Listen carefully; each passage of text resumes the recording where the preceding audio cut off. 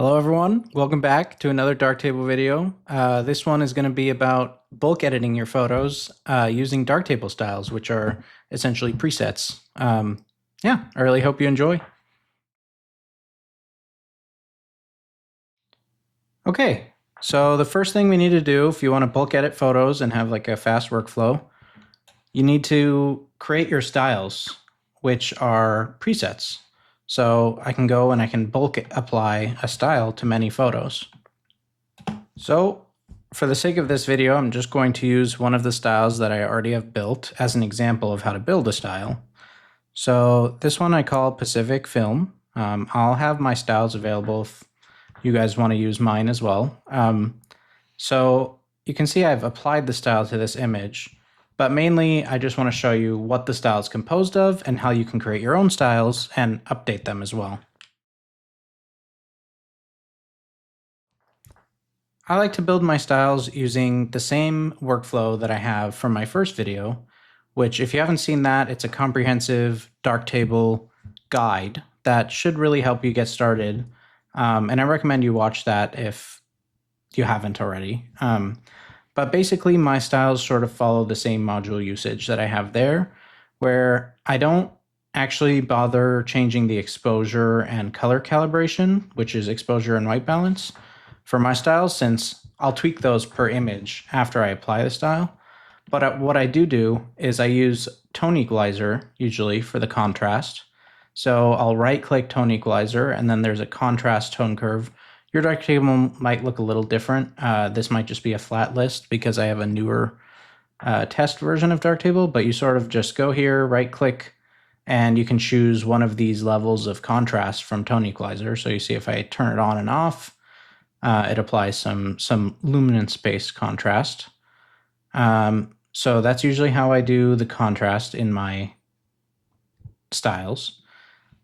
And then I go and have these main components are usually what I build my styles with, are the color balance RGB to control both the amount of saturation using vibrance and saturation grading, but also a big portion is my black levels. So since this is a filmic style, I sort of have a raised black level on the global offset.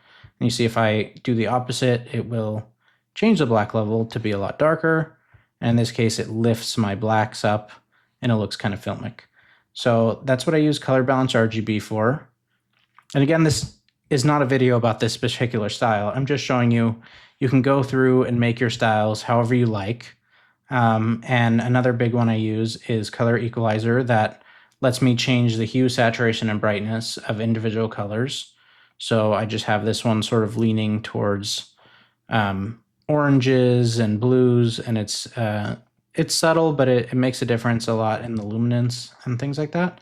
And then another big one is the RGB primaries, which is what I use to change my broad strokes of colors. Again, I cover all of this in my first video, but these are the three main modules I use for kind of creating a baseline of a style, right? So in this case, I use RGB primaries to kind of lean towards that orange and teal ish look, right? And then I also, in this style specifically, have a grain applied. And I find that grain in Darktable kind of looks best if you have coarseness all the way down and you have like the baseline of strength. So I have that since, again, this is like a film style, right?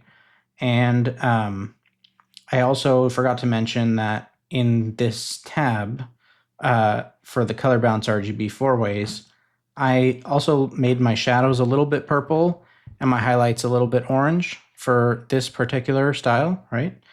And I also apply negative clarity, which sort of softens the image, as hopefully you can see. And to do that, you can just right-click the contrast equalizer, click clarity, and then you can see this is giving positive clarity, so it is sort of making it pop rather than be soft. So you can see if I turn it off, it looks like that. Turn it on, it gets like very contrasty, it's too much. So you'll change clarity with the mix slider here. And that can be higher or lower. If you want negative, you can go negative like this, like I had it. And then I like to use bloom from the diffuser sharpen module, where you just right click and you go to, in my case, artistic effects, but you'll just see it as a flat list. You just click bloom, and then it's again going to be like way too much, but you can scroll to the uniform mask and reduce this to something around 20%. Looks pretty natural. Again, all of this is covered in my first video, but if you have no context, I just want you to be able to have an idea of some useful modules that you can put into your style, but this video is going to be more focused on using these styles to bulk apply them to other images. And the last thing I use is a diffuser sharpen for sharpening. So I like to go to sharpen demosaicing AA filter. I've just tried a bunch of different kinds of sharpening in darktable, and I find that this one just looks the most natural for me. Yeah, okay, so that's basically what this style is. Next, I'll go into actually turning your edits that we did here into a style, and then using that across other images. All right, before I create the style, I always click Compress History Stack here, and that basically cleans up your history so that it's easier to actually build the style with your history stack, which we'll do by clicking this button. And before I even do that, just so you can see sort of what this style looks like, I can take a snapshot and go back to just sort of what it was before. And you can see this style is meant to be kind of a colorful filmic style. You can see on the left, and then the baseline is on the right. All right. And so to create the style itself, again, compress history stack, and then you'll click this button here, create a style from the current history stack. Once you do that, you can give it a name. And if you noticed at some point, my styles are organized in folders. To create a folder in your styles group, you just use this pipe symbol, which is the symbol above your enter symbol on the right side of your keyboard. You'll hold shift and click that. And so I usually call mine creative, and I'll show you later tool styles as well. Like for example, applying grain or auto exposure. Those can just be tools that you use to bulk apply like a single module or something like that. But this is meant to be a creative style, sort of a look. So I call it creative, I give it a pipe, and then I'll call it, video style. And this is the big part of creating your style. And the part that gets a lot of people confused is you'll see all of your history stack here, which is again why I say you should compress it.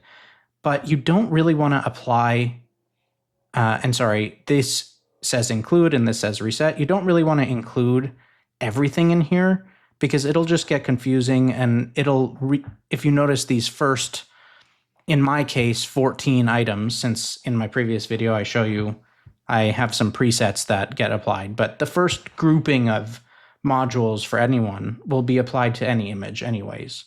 So you don't necessarily want to include those in your style. You just want to include the parts that are actually relevant to your style. Okay. So for example, I use Sigmoid as my tone mapper. You'll either be using Sigmoid or Filmic RGB. In my last video, I covered why I prefer Sigmoid. But again, this is going to be applied to all my images, so it's not necessarily specific to this style. And the reason I say that is because I made my style so that you or anyone can go and download this. And even if you're using Filmic RGB, the style should still work because it's only applying the modules that made a visual difference that I intended, right? So tone equalizer, like we said, that was a contrast we intended to apply. We have color balance RGB controlling our black levels, our split toning, and our saturation levels. Color equalizer, let me tweak individual colors. So I'm including it. RGB primaries, same with that. I tweaked all colors with that. I wanted grain on this since it's filmic. I wanted my negative clarity, so I have to make sure to include that.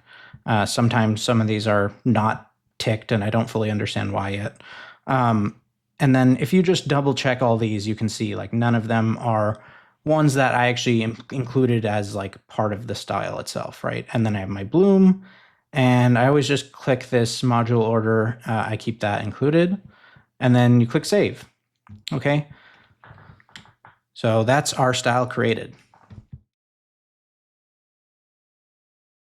Right. Another thing I want to cover is actually updating your style, because you're not going to get it perfect the first time, right? So you're going to end up going on a new image and wanting to apply this style, which for an individual image on the darkroom, you'll do down here. And you can go to creative and you can see this is the style we just created, right?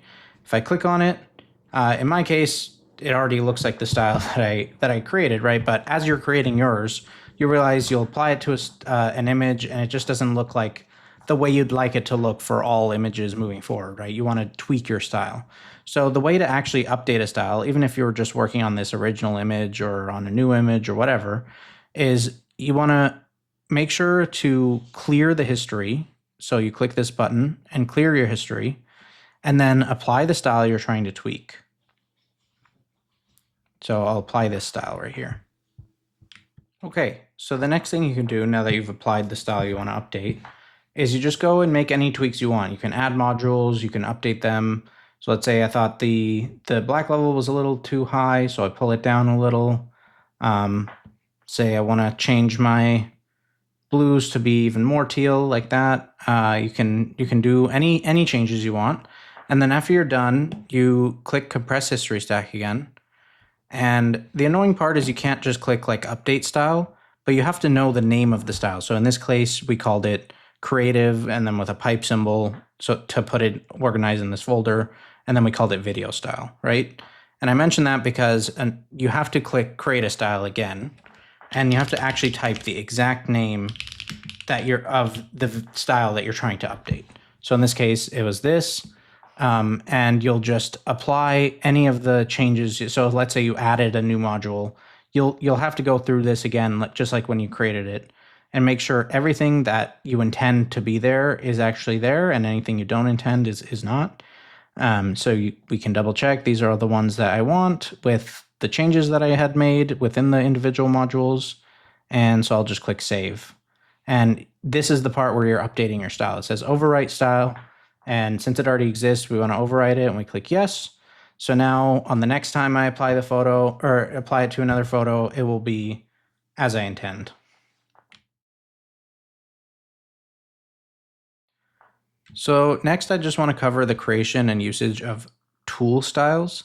So a tool style is basically just a style that you intend to be used as a one or two modules that do some sort of effect, like grain or denoise, things like that, right?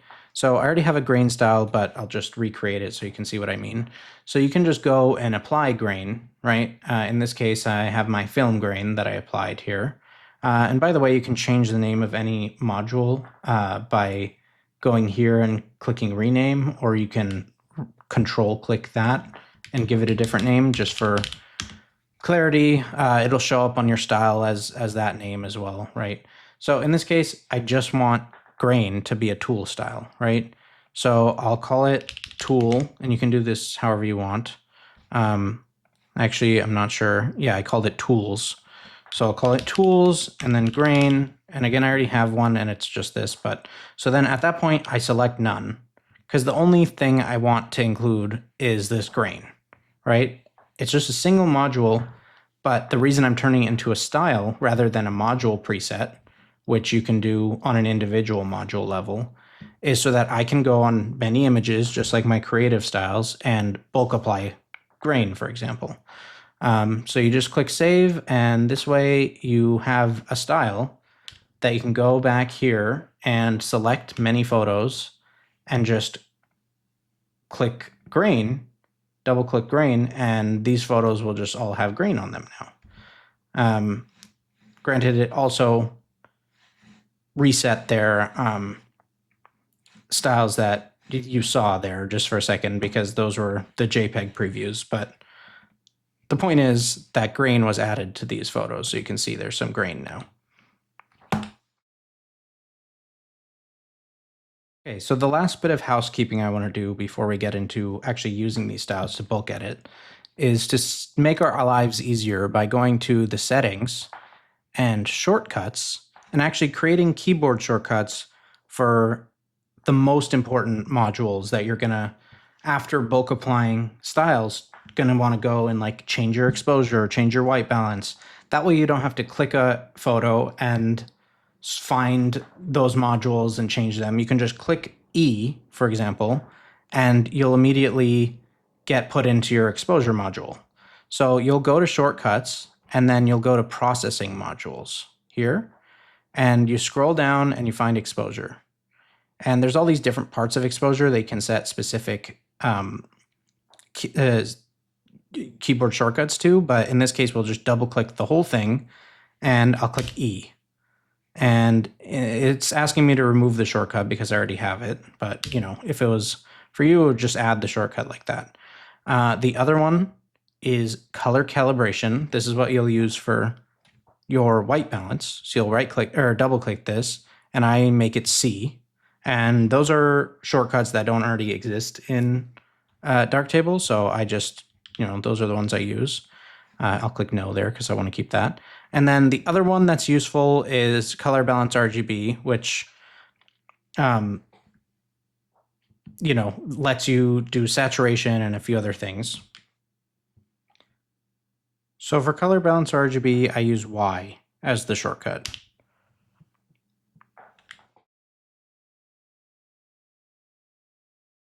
So now we're ready to actually use these styles to bulk apply some edits. And usually when you're editing, you'll have already culled your images. You'll have gone through and sort of rated the ones that you actually want to spend the time editing, right? So I'll just quickly choose a few of these. I'll rate that at 2, rate this one at 2, this one, and let's say this one, okay? So maybe this one too, so we have a contrasty option, right? So now, you know, these are the photos we're actually going to edit. And what we can do is a few things we need to keep in note. Here, when you're applying your styles, you'll see this append option and this overwrite option. When I'm doing my creative styles, not my tool styles, I actually keep it on overwrite so that I can, you know, click an image and click on a style, double click. And then it's like, okay, I don't love that style for that image, so I can change it to, you know, our video style, which is a little bit more teal. And I can actually see the difference because it just overwrites everything in the history with that. And you can also click discard history in this history stack module to redo everything, right? So this is actually the JPEG preview from before, but and then when you're applying a tool style like grain, like let's say I apply my standard style, which I just have to enhance the natural image of the look. Oh, look of the image. I will then switch to append if I want to use grain, for example, because then I don't want to take away what I already added on there. I just want to add grain on top of that with append, right? So keeping that in mind, we're going to click overwrite, and then I'm just going to Command A, or you can go up here and click select all on selection. And now that everything's selected, I can just choose a style. Usually I'll just choose one that kind of I feel like fits best for that grouping of images. And then if I feel like a certain image needs a different style, I can change it along the way. So we'll just use our video style that we created. And you know, depending on your machine, it might take a little bit of time for all the previews to get updated. But now my style has been applied to all these images, right? But as I scroll through them, that will let me see, hey, this one needs a different exposure level. This one might do better with a different style. So I just scroll through them, and then I use this either double click or you can click D to go into darkroom. So I can just go into an image, and remember we did those shortcuts, so I can just click E and say, hey, I think this one is a little overexposed, so I'll just turn it down a little bit. And then I can click C to change the white balance. Usually for white balance, regardless of whether this set to temperature or custom value, I just usually modify the bar that it gives me. So if I want it to be less warm or more warm, I'll use that. Or let's say my color calibration looked more like this, where it gave me a chroma slider. I'll just move the chroma slider a little left and right and see what looks better. In this case, obviously, going a little left looks better. So, you know, we can say that that's good. And then I can click D again to get out of this view. Scroll back through, and I can see this one bit overexposed, so I'll just click it and I'll go to E and reduce the exposure here. And I think that definitely looks better. The white balance looks good to me. Maybe it's a bit warm. So, well, we'll actually warm it up a little bit because it's so blue in this image. All right, and then I click D again to go back. And then these two look pretty overexposed, so we'll just go into there. Again, double click it, and I can click E and just change my exposure real quick. Sorry, my darktable's laggy a little bit today. So I think that's good. I think the white balance is good on this one. And you can also change the images from the bottom here. So you can just double click this one. And again, it's definitely overexposed, considering I want this kind of shadowy vibe. Okay, so yeah, that looks better. But let's say on this image, I didn't love the style, right? So if I was scrolling out, and I saw this one didn't really fit with that style very well, I can go on there and clear my image history right here. And then I can go down here and click a different style. So let's say I want to try my warm film style for this one. And that looks okay, but it's still overexposed. Let's see. Go down. I think this actually needs to be quite underexposed for the light to stand out like that. And then maybe add a little bit more contrast, which is not a great image, but this is a good example. Anyway, so yeah, you can just change the style down here for an individual image, or you can go back out here and again, using the overwrite function, just change the style to something else. You can change it to any of these, and then you can, go back in there and change your exposure or other values. And again, these other tools are pretty useful. One that I do want to cover is auto exposure.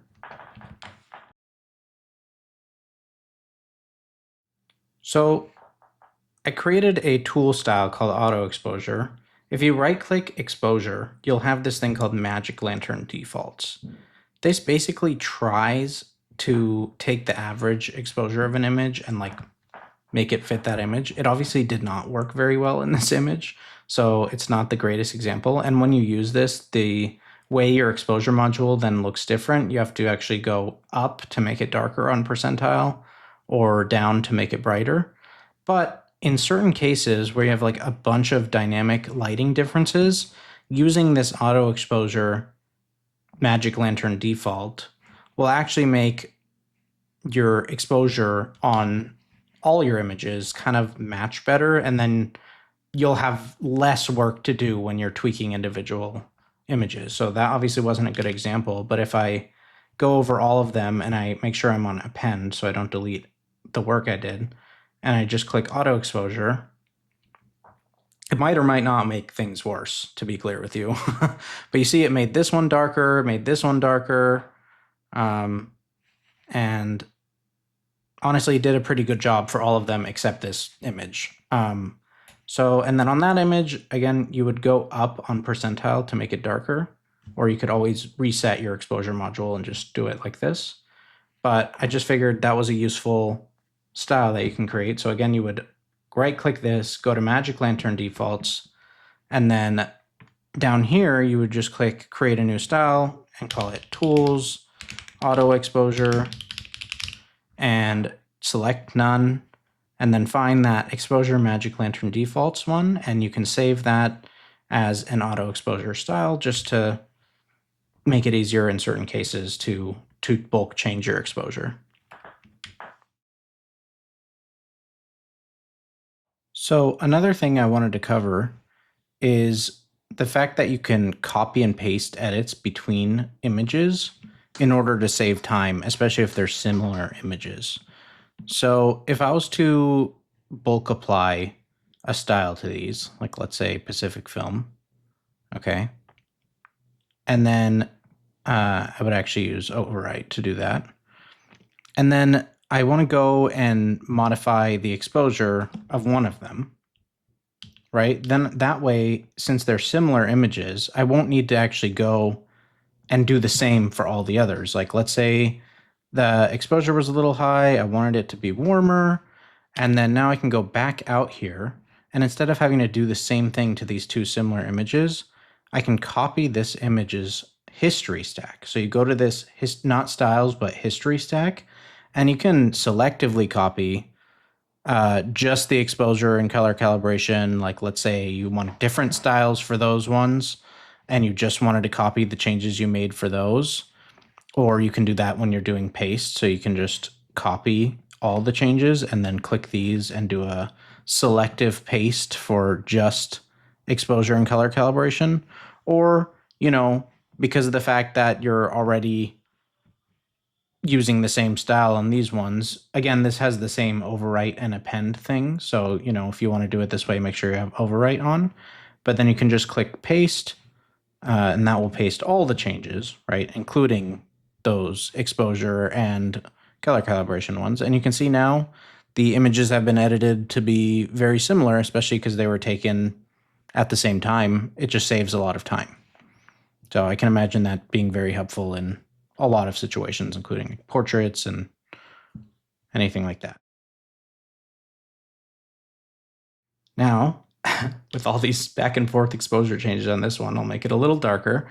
And then now I'd say we're done with our bulk editing. So it honestly only takes a very short time to just apply your style to a bunch of images, do a little bits of tweaks. You don't even need to go through all of them if you feel like the exposure looks good or whatever.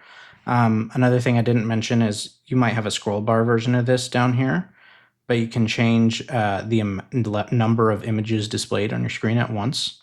So just a tip that as you're going through this, you can do that. And then when you're done, you'll just click Select All or Command A, and then that's when you can go down and export them all. So you can just click Export, and they'll go to wherever you have your target here. And depending on how fast your machine is, it will just start exporting all of these at one by one. And yeah, you'll be done. There's your bulk editing process. I just wanted to show you that these exports are now done, and we can see our beautiful edits, bulk applied, and very little effort involved outside of creating the styles in the first place, which honestly is a really fun process to go through, kind of tweak your style and literal styles and just have fun with it. Yeah, and I'll be posting my styles in a link in the description below on a GitHub repo where I have some instructions on how to actually download them and use them. So yeah, feel free to use those if you like them as a starting point, or you can apply them and sort of see what tweaks I made in them to get an idea of how you can make your own. But I hope this video helped, and I'm really, really grateful for all the feedback I've gotten on that first video. Yeah, I'm really happy that you guys like these videos and that I'm helping people. So that's really what the goal is. Yeah, thanks all, and I hope you have a great day.